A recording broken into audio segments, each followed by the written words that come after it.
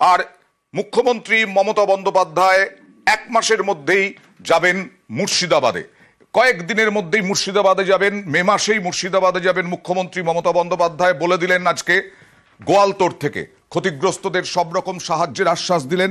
বাংলার বাড়ি প্রকল্পে বাড়ি করে দেবে রাজ্য, যাদের দোকান ক্ষতি হয়েছে তাদের সাহায্যের কথাও বললেন মুখ্যমন্ত্রী মমতা বন্দ্যোপাধ্যায়। একটা দাঙ্গা হয়েছে, দুঃখজনক, আমরা কেউ দাঙ্গা চাই না। 2টো ওয়ার্ডে হয়েছে, সেটাও বহিরাগতরা কিছু লোককে স্থানীয় সাথে নিয়ে কিভাবে করেছে সে চক্রান্ত ফাঁস আমরা করে দেব। কিন্তু মারা গেছেন যারা, তাদের পরিবারকে আমি কথা দিয়েছি 10 লাখ টাকা করে দেব। তাদের বাচ্চাদের পড়াশুনোর দায়িত্ব আমাদের এমপিরা বলে এসছে, দরকার হলে গভর্নমেন্টও নিতে পারে। তাদের বাড়ি যাদের ভেঙে গেছে বাংলার বাড়ি হবে। দোকানদারদের ক্ষতি হয়েছে সেটা আমরা সার্ভে করছি। আমি মে মাসের ফার্স্ট উইকে যাব, আমি তখন গিয়ে বাদবাকিটা দেখে করে দিয়ে আসবো। এইটুকু ভরসা আপনারা করতে পারেন। দিনভর রাজনৈতিক তরজা, রাজনৈতিক টানাপোড়েন, মিছিল, মিটিং, একে আক্রমণ তাকে আক্রমণ, কিন্তু মাথা ভাঙায় এ এক অন্য রকমের ছবি। তৃণমূল কংগ্রেস কর্মীরা মিষ্টি খাওয়াচ্ছেন বিজেপির কর্মীদের। কেন? বিজেপি কর্মীরা অনেকেই বাংলার বাড়ি প্রকল্পের টাকা পেয়েছেন, বাংলার বাড়ি প্রকল্পের বাড়ি পাচ্ছেন। আজকে লক্ষ্মীর ভান্ডার শুধু কিন্তু তৃণমূলের লোকরা পায় না, বিজেপির লোকগুলো পায়। তাহলে বার্ধক্য ভাতা তৃণমূলের লোক পায় না, বিজেপির লোকগুলোও পায়। তাহলে এটাও একটা নজির সৃষ্টি করলাম যে আমরা কিন্তু ঘরটাও বিজেপির লোককে দিছি। তাহলে আমরা আজকে দিচ্ছি, আপনারা নিচ্ছেন, এরপরে আপনারাও চিন্তা ভাবনা করবেন কার পিছনে থাকবেন। যারা কাজ করবে তার পিছনেই থাকাটাই স্বাভাবিক, কারণ যে উন্নয়ন করে তার পিছনে থাকাটাই স্বাভাবিক। দলে টানার চেষ্টা রাজেশ, কিন্তু এই বিজেপি কর্মী কতটা সক্রিয়, কিভাবে কাজ করেছেন বিজেপির জন্য, এটা জানতে চাইব। দেখো, মাথাভাঙ্গা 2 ব্লকের নিশিগঞ্জ 2 গ্রাম পঞ্চায়েতের ভোগমারা এলাকায় বেশ কিছু বিজেপি কর্মীরা কিন্তু ঘর পেয়েছেন বাংলার আবাস যোজনার। এবং সেই খবর প্রত্যেকেই জানা রয়েছে এলাকায়। তো গ্রাম পঞ্চায়েত প্রধান সেই খুশিতে এলাকায় যান, বিজেপি কর্মীদের কাছে বর্তমান সরকারের উন্নয়নের খতিয়ান তুলে ধরেন এবং তারা যে বাংলার আবাস যোজনার ঘর পেয়েছেন, বিরোধী দল হয় তাই তাদেরকে মিষ্টি মুখ করান। এবং একথা খোদ জানিয়েছেন যে বুথ সভাপতি রয়েছে বিজেপি, তিনি একথা স্বীকার করেছেন যে তিনি বাংলার আবাস যোজনার ঘর পেয়েছেন এবং প্রধান তাকে মিষ্টি মুখ করিয়েছেন। তবে ওই যে যার কথা বলা হচ্ছে যে বুথ কর্মী বিজেপি, তিনি যথেষ্ট সক্রিয় বলে আমরা জানতে পেরেছি এবং বাংলার আবাস যোজনার ঘর পেয়ে তিনি খুশি। বেশ।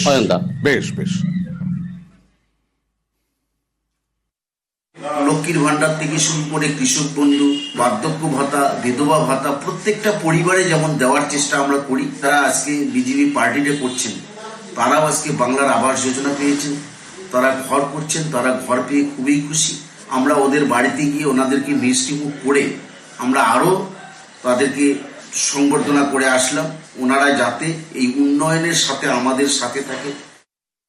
এরকম মিষ্টিমুখ করায় তারা প্রচারের আলোয় আসার চেষ্টা করছে। অ্যাকচুয়ালি বিষয়টা হচ্ছে 1,20,000 টাকায় আবাস যোজনার ঘর। সেই ঘর 1,20,000 টাকায়, সে ঘর তো দূরের কথা, ঘরের বারান্দাও হয় না।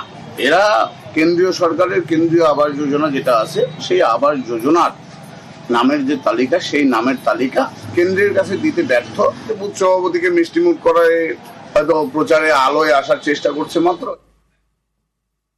আর পাঁশকুড়ার কাণ্ড দেখুন, এক বিজেপি নেতার বিরুদ্ধে অভিযোগ, বনসৃজন প্রকল্পের গাছ 20-25টা গাছ কেটে নিয়েছেন তিনি, এরকমটাই অভিযোগ তার বিরুদ্ধে।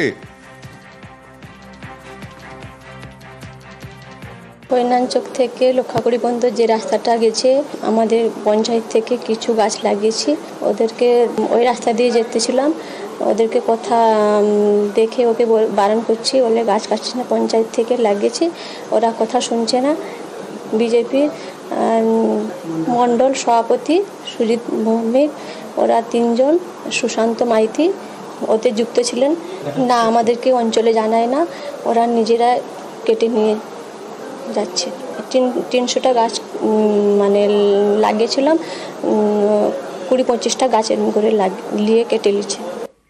পঞ্চায়েত প্রধান একেবারে থানা বন দফতরে নালিশ জানিয়েছেন, কিন্তু পরের প্রশ্নটা হচ্ছে সুজিতের কাছে, এই গাছ কেটে পিকনিকের বিষয়টা কি?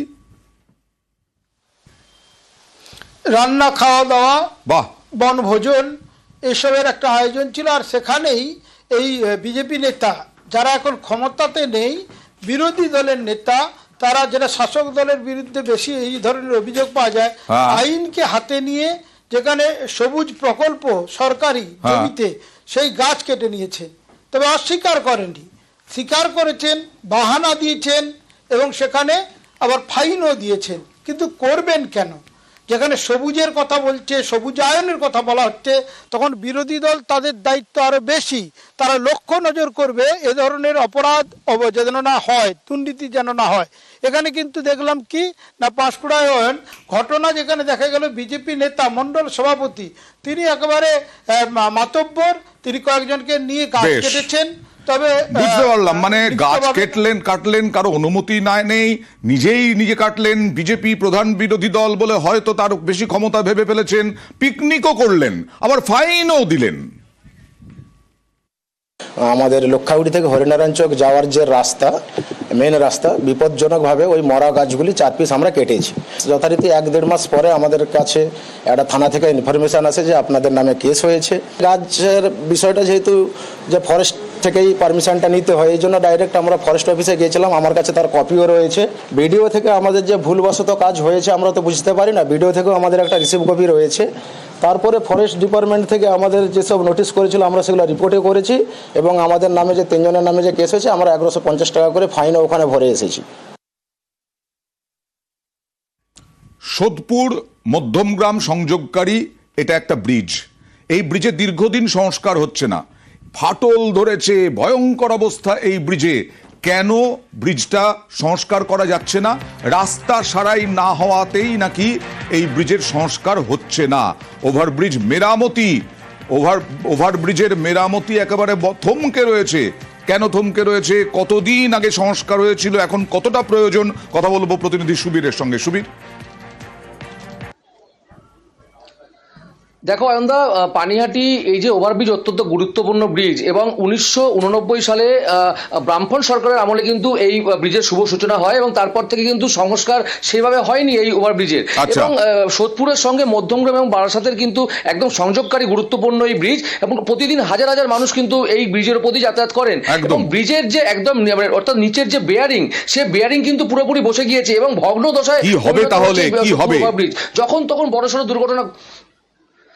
দেখো যেটা জানা যাচ্ছে যে এই যে ওভারব্রিজ বন্ধ করতে হবে 2 মাসের জন্য এবং পিডব্লিউডি এই কাজ করবে, কিন্তু সমস্যা যে জায়গায় দাঁড়িয়েছে সেটা হচ্ছে যে এই ব্রিজ বন্ধ করলে এই যে বেশি সংখ্যক যে গাড়ি যাতায়াত করে তাদেরকে কিন্তু একফোর্ট রোড দিয়ে কিন্তু গাড়ি যাতায়াত করাতে হবে প্রশাসনকে। কিন্তু সমস্যা হচ্ছে যে টাকা বরাদ্দ হয়েছে রাজ্য সরকারের পক্ষ থেকে, কিন্তু এখনো পর্যন্ত সেই রাস্তার কাজ হচ্ছে না। এবং এই আমরা চাই একফোর্ট রোড তাড়াতাড়ি সারানো হোক, না হলে এই ব্রিজের তো দুর্ঘটনা ঘটতে পারে।